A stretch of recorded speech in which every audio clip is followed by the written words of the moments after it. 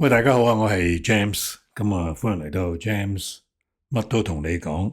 嗱，我改咗頻道嘅名嘅，咁如果有興趣嘅朋友可以睇翻我以前啲片。咁啊，以前我係講關於澳洲嘅生活啦，我住喺澳洲啦。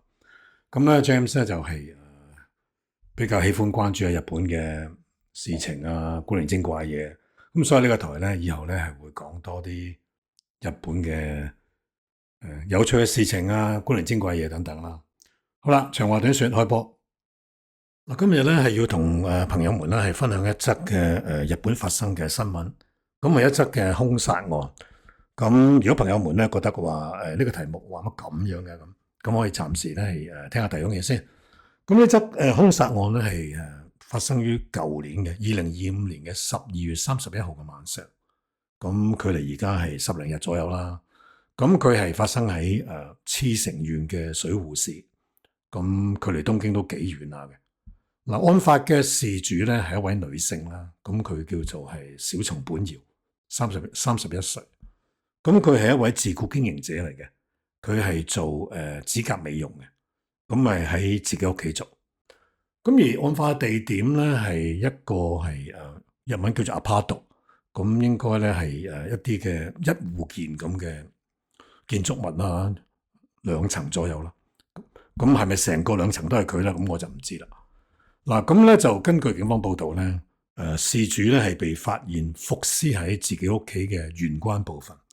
咁玄關咧係日本人翻屋企除鞋嗰個地方。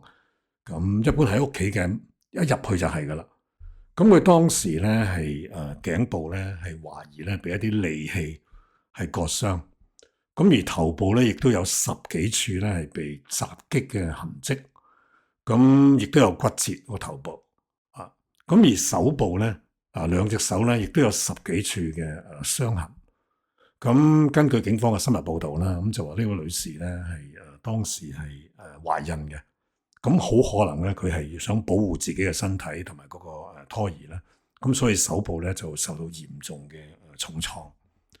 咁而當時咧係亦都發現唔到兇器嘅。咁而疑犯係在逃。咁所以呢件案件咧亦仍在調查中。係捉唔到任何嘅疑犯。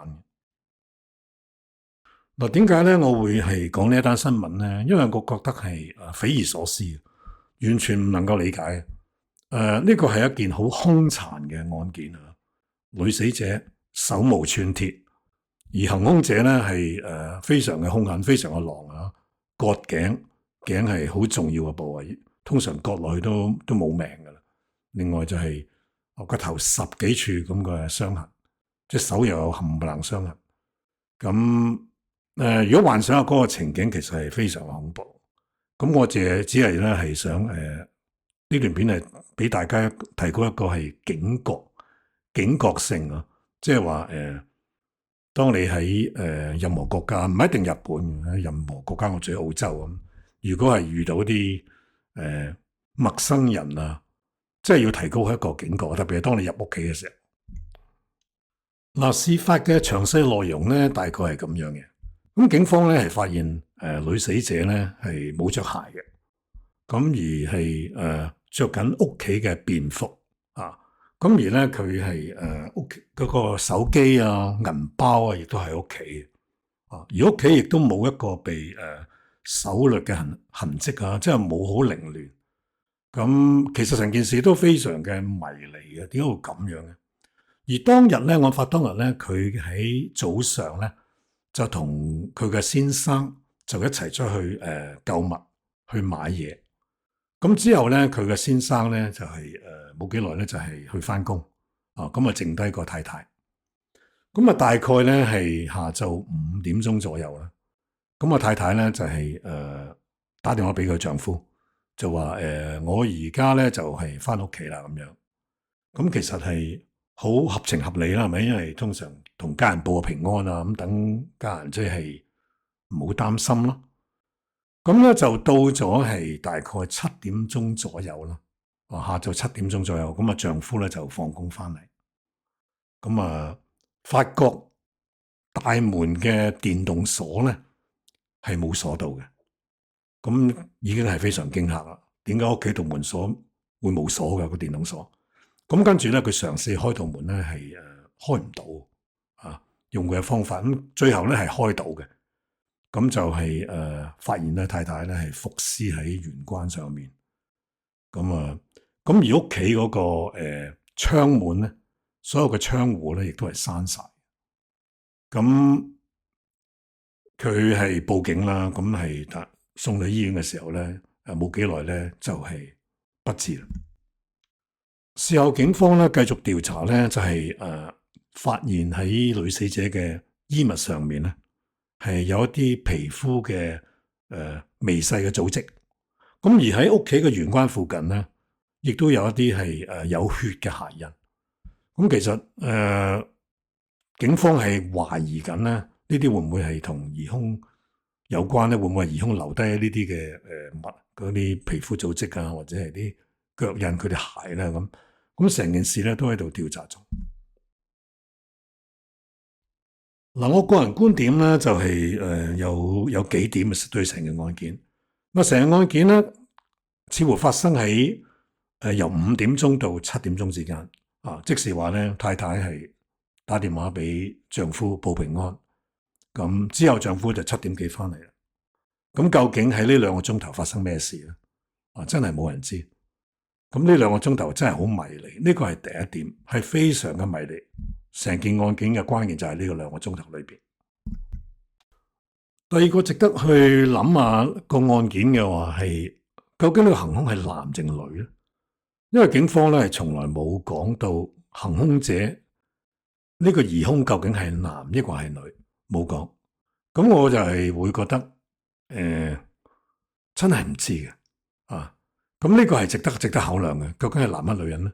咁如果係但係似嗰個從呢個行兇嗰個手法咧，應該係男人嚟嘅，因為點解咧？你要割一個人個頸，咁你一定要係即係一個好埋身啊，同埋可能要同佢有一個事主有近距離接觸，可能啲事主會反抗啊嘛，係咪？咁你一定要係可能係孔武有力嘅。咁另外咧就係揾一個硬物去襲擊一個人，咁亦都有重量噶嘛。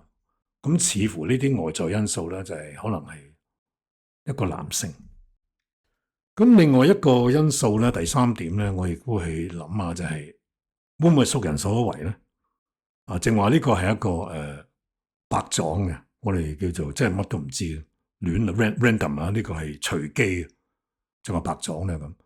咁我覺得係熟人嘅機會咧係比較高。呢個熟人可能係即係只係識得嘅，可能個客咧啊，可能係因為點解咧？呢個嗱呢啲係我哋嘅推測啦，完全冇根據咁，但係即係純粹係一個推敲，因為女性係做一個指甲美容嘅，咁會唔會係做得唔好俾人尋仇咧咁樣？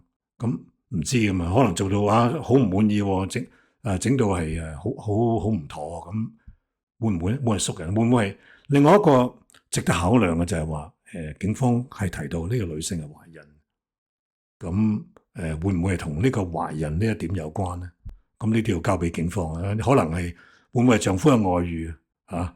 咁咧就呢個係上嚟尋仇嘅，咁所以咧就係即係特別強調係要嗰個手部咧好多處傷痕，會唔會係即係同呢點有關咧？啊，呢個係小三嚟噶，咁等等嚟同你搏命啊咁樣。咁呢啲都係推敲，咁係要靠警方嘅去猜測。咁另外一點咧，警方亦都係完全冇提嘅，會唔會係呢件一件性侵咧咁成件事冇講嘅啊。咁只不過咧係提到就話女事主係冇着鞋，女事主咧係着咗屋企嘅便服啊。咁提到便服嘅話，即是話唔係着咗出街嘅衫咯，因為日本人出街咧係通常都會着得比較工整一啲。成件事嘅總結咧，我就會覺得係呢啲案件全世界都會可能會發生嘅，唔係一定話你淨係講日本啊，講衰日本啊，不是啊，絕對不是。澳洲都會發生，任何地方都可能會發生。咁只不過俾到我啟示就係如果係有人即係跟住你入屋，即係譬如你搭 lift 翻屋企啦，咁如果有啲人係跟住你你懷疑佢，咁我覺得呢個係一個啟示嚟嘅，咁梗係唔好入 lift 啦，梗係即刻掉頭去一啲比較人多嘅地方咯。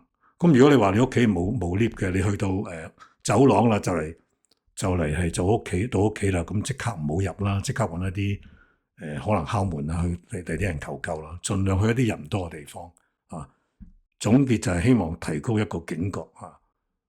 全世界都有壞人，咁希望咧就係我希望呢個案件係早日係破案嘅。咁好啦，咁今日講到呢度，咁如果朋友們都喜歡呢個即係呢今日嘅廣播咧，咁俾個 like 啦，以示鼓勵啦嚇。咁多謝。